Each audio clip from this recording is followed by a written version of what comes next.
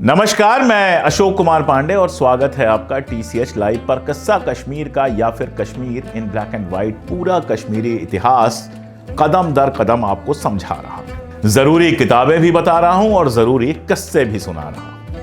पिछली बार बात की गई थी सिकंदर बुतशिकन की, जिसके जमाने में, जिसके दौर में कश्मीर के अंदर मंदिर तोड़े गए, कश्मीर के अंदर हिंदुओं के ऊपर अत्याचार हुए, धर्म परिवर्तन कराया गया। ये सारा कुछ हुआ और इसको झूठा नहीं ठहराया जा सकता है। इतिहास में इतने ज्यादा सबूत हैं। 1413 में सिकंदर की मौत हो जाती है और उसके बाद गद्दी पे बैठता है उसका बेटा अली शाह, और सत्ता पूरी तरह से सुहा भट्ट के हाथ में थी। सुहा भट्ट के बारे में बता चुका हूं कि ये मीर हमदानी के प्रभाव में धर्म बदलने वाला पहला ब्राह्मण था। सुहा भट्ट, आप जानते हैं कि भयंकर रूप से धर्म परिवर्तन अभियान चला रहा था। जब किसी आदमी के ऊपर कालिख लग जाए तो वो सोचता है सारे शहर को कालिख लग जाए ताकि कोई उसके ऊपर उंगली ना उठा सके। तो सुहा भट्ट ने खुद धर्म परिवर्तन किया था, इसलिए वो चाहता था कि जितने अधिक ब्राह्मण धर्म परिवर्तन कर लें उतना अच्छा, और ये पूरा का पूरा अभियान चलता रहा।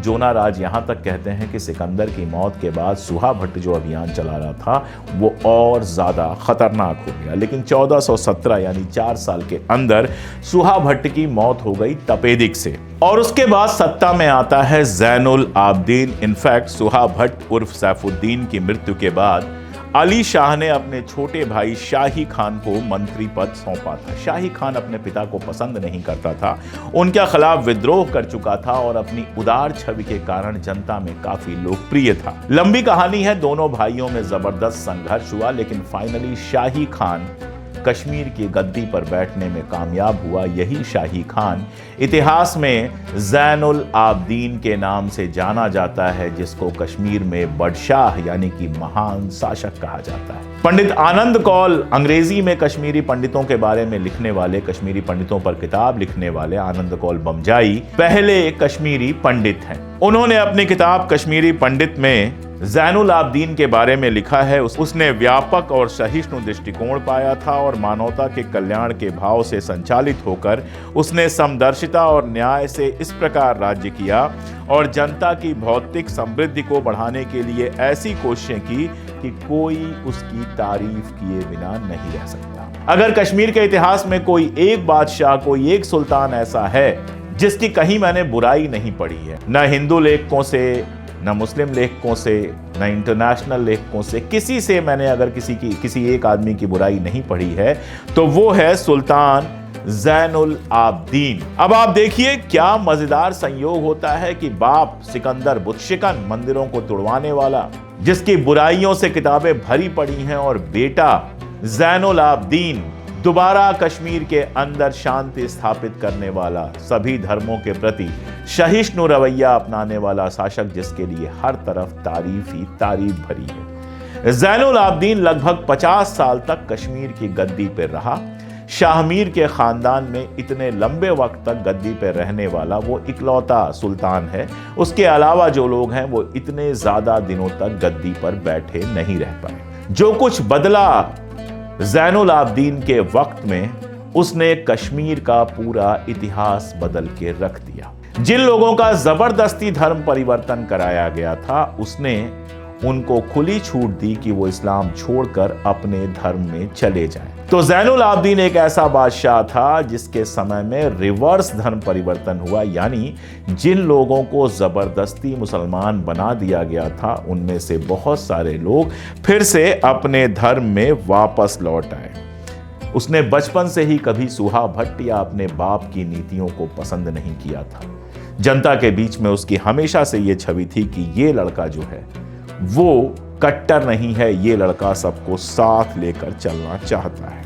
लड़ाइयों की जगह उसने आसपास के जितने भी शासक थे उनसे अच्छे रिश्ते बनाए ताकि राज्य के अंदर शांति बनी रह सके। सबसे पहले जो शासन व्यवस्था पूरी तरह से ध्वस्त हो गई थी उसको उसने सुधारा, और दरबार में जो लोग कब्जा जमा कर बैठे हुए थे, पुराने अमीर उमरा, उनको बाहर निकालकर ऐसे लोगों को गद्दी पर बिठाया जो नए थे और उदार मनोवृत्ति के थे। इसीलिए अपने छोटे भाई मोहम्मद खान को उसने उस कुर्सी पर बिठाया जहां बैठकर सुहा भट्ट ने 40 साल तक जबरदस्त अत्याचार किए थे। इसके अलावा जो उसने सबसे बड़ा काम किया वो ये कि कश्मीरी पंडितों को अपने दरबार में जगह दी। सिकंदर के समय में कश्मीरी पंडित लगभग दरबार से और हर क्षेत्र से बाहर हो चुके थे। वो लौटते हैं दोबारा जैनुल आबदीन के समय में। शिव भट्ट उसका निजी चिकित्सक था, डॉक्टर था, जिसके ऊपर वो बहुत भरोसा करता था और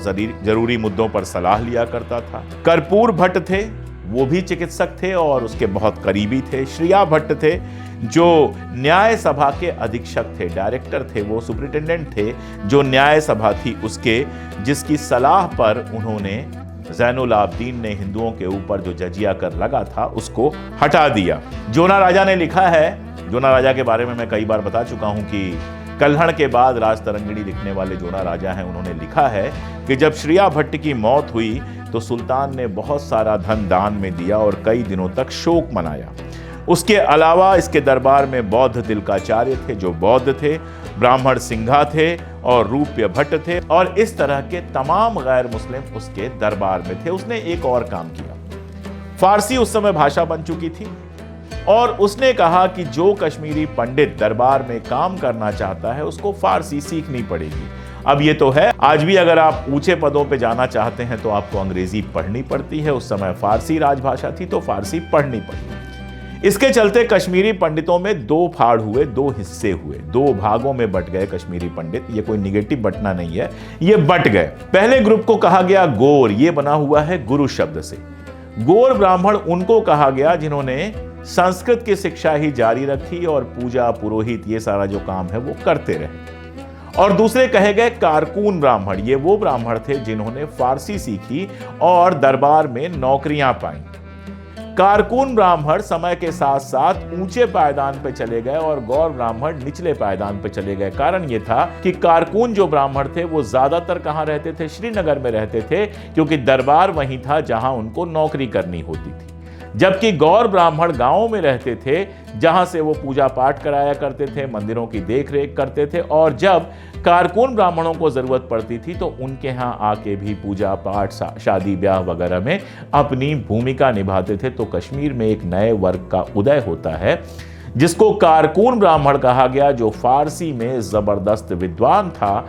और आप देखते हैं कि धीरे धीरे हुआ ये कि कम से कम एक विभाग ऐसा था, लैंड रेवेन्यू, और ये हुआ मुगलों के आने के बाद, आगे मैं बताऊंगा।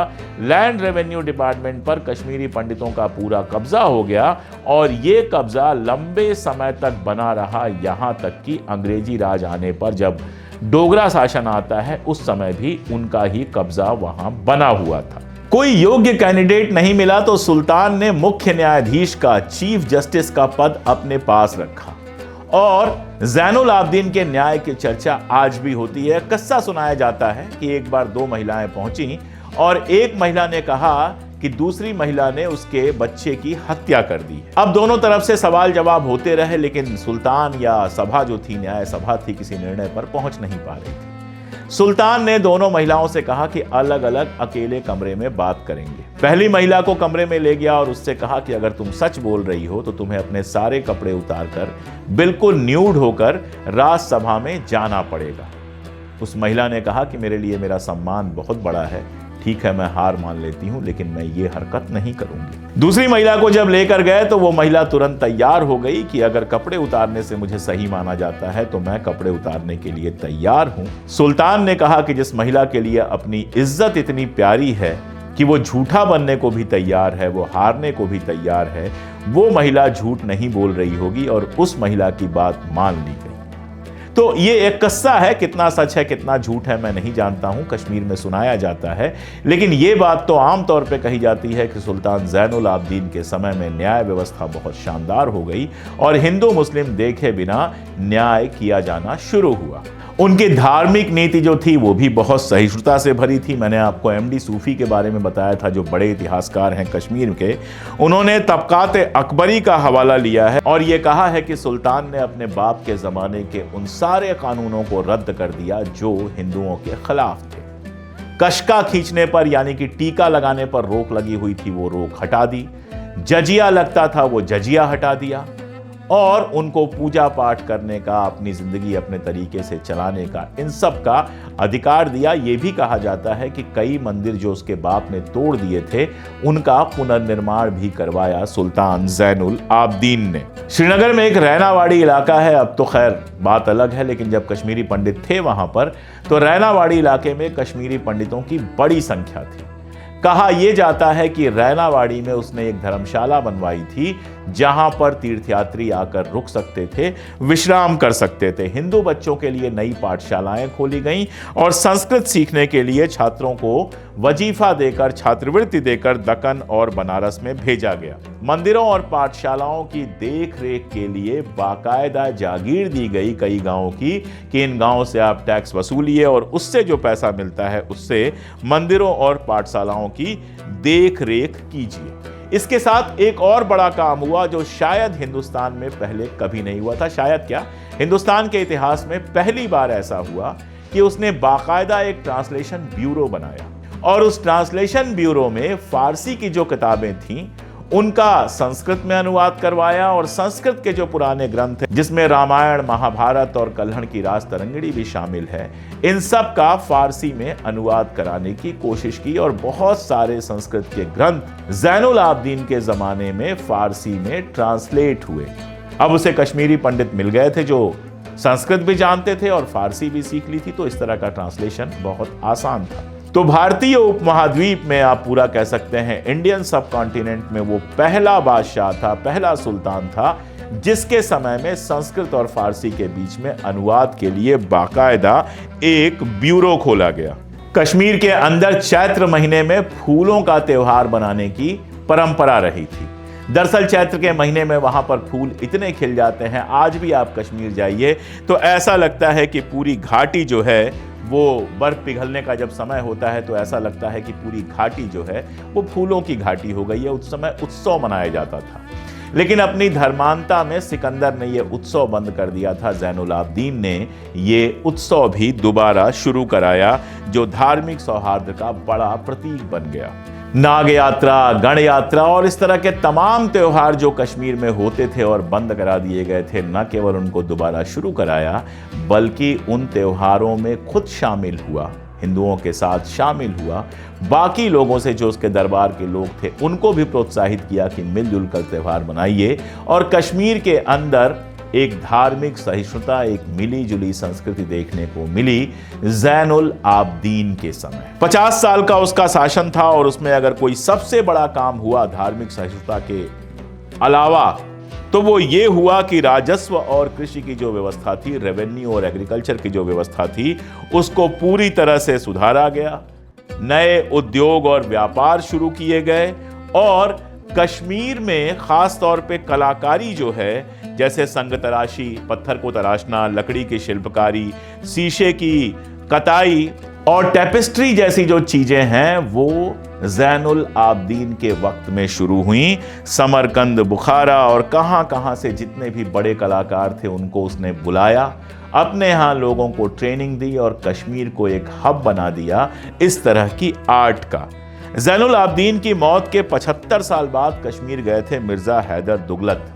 उन्होंने लिखा था कि समरकंद और बुखारा को छोड़कर पूरे इस्लामिक मध्य एशिया में कला और शिल्प की जो चीजें कहीं नहीं मिलती वो कश्मीर में बिखरी पड़ी हैं। कश्मीर को खूबसूरत बनाने, कश्मीर में हिंदुओं, मुसलमानों और बौद्धों के बीच में समरसता पैदा करने और कश्मीर में व्यापार, कृषि को आगे बढ़ाने में ज़ैनुल आबदीन का जो योगदान है उसके वजह से ही उसको कहा जाता है बादशाह। लेकिन इतिहास वैसे ही चलता है।